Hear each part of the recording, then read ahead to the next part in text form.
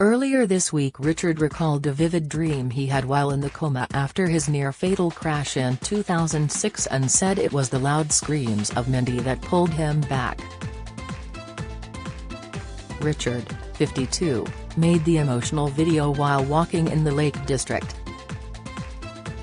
He told how in his dream he was walking among the hills overlooking Buttermere and he sensed he was in trouble. It was in that moment Richard had his ominous foreboding that Mindy, who was at his bedside, was told he might not wake up and began shouting. In his dream, Richard said he then turned back. Soon after he opened his eyes.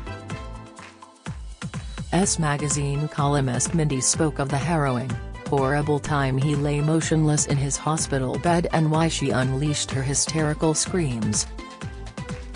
She also recalled moments of comedy when, after waking from his coma, Richard thought his wife was French.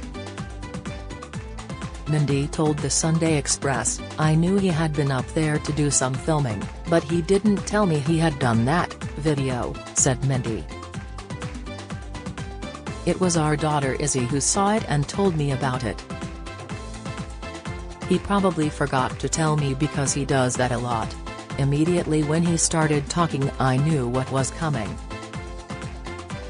And what was coming was a very powerful description of how, after his vampire dragster crashed at 310 miles per hour while filming Top Gear and being on the brink of life and death, he could still hear his wife's voice. "It was a harrowing, horrible time," says Mindy, 57. The nurse had tried all these observations by prodding him and she was clearly getting nothing. "And I remember saying to her, 'It's bad, isn't it?' Because obviously things were going in the wrong direction." She started shouting Richard at him. "I said, 'Can I shout at him too?' I got really close to his face and shouted, 'Richard, Richard, squeeze those bloody fingers. You've got to come back. You are hysterical because you just know if you don't get a response, the slide is starting.' I was swearing at him. You would do anything." Mindy says after the shouting and swearing, Richard's index fingers made the most minuscule movement.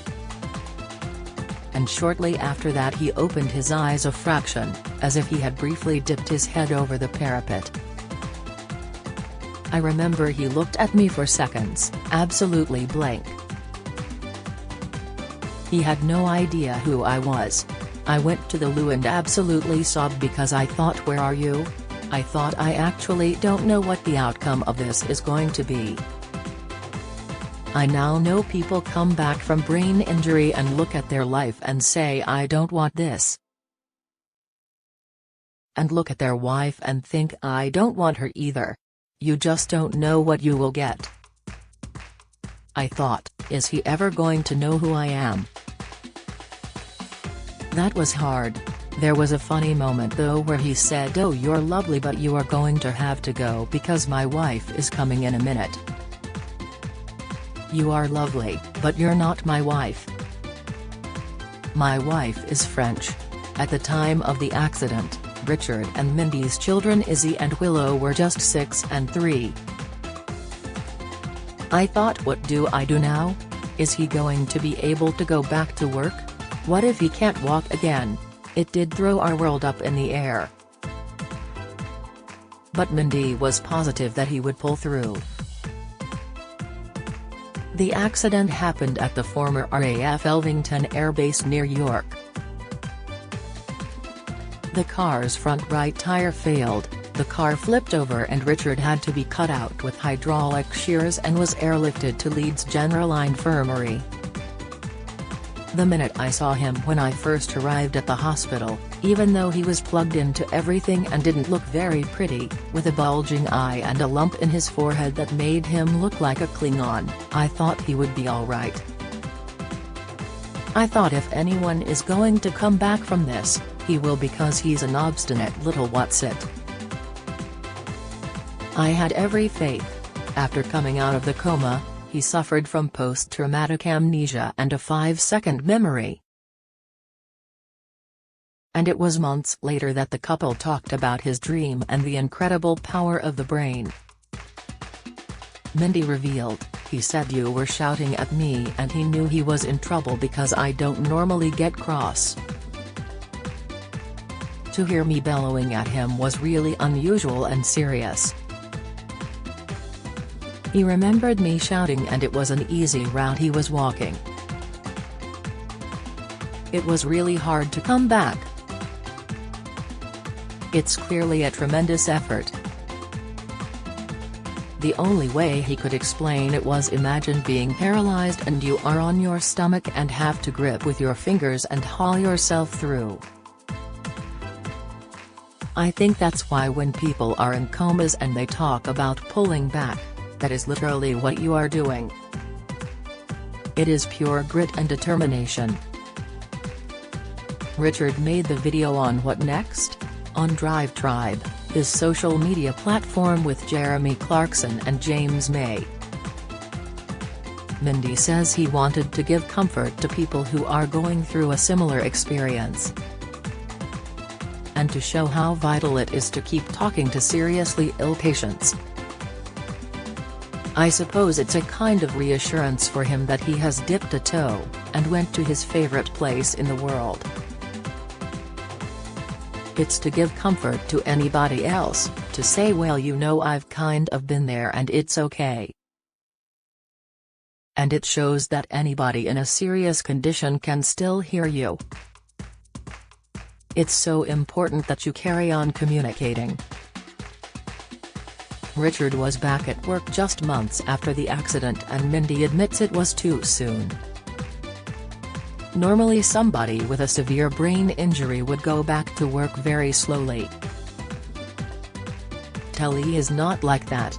We kept him at home, quiet, for as long as possible, but then he was starting to get stir crazy and actually his doctor said this is counterproductive now. For him to feel he is getting better, he needs to go to work. He had to go back in and it was very much choreographed. Everyone knew you just had to be a bit careful and for him not to overdo it. He went on the Jonathan Ross show and when we went back again about a year later, he couldn't remember appearing on it. It was probably too soon, to be honest. Since leaving Top Gear, Richard has worked on the Grand Tour with Clarkson and May as well as Richard Hammond's workshop on Discovery Plus, where Mindy appears. I'm mostly just standing there saying you're an idiot. That's my role. It's filmed near their home in Herefordshire, which they share with daughters students Izzy, 22, and Willow, 19, and a menagerie of animals, which Mindy writes about every week in her column for Us magazine. One thing Richard and I have always said is you shouldn't define yourself by something awful that happens, says Mindy. You deal with it, get on and move forward. It's really counterproductive to hang on to it. Mind you, his memory is blue manipulating. You think, is that the brain injury or is that just you? Mindy understands why Richard filmed the video where he did. 3 years ago the couple bought a house in Buttermere and it's Richard's special place. He goes there more than I do. It's his place really. He walks there a lot and this was going through his head. I suppose as we all get older, we lose people. It's really good to share this to help others. If you've got someone that you are losing, it might give you some comfort.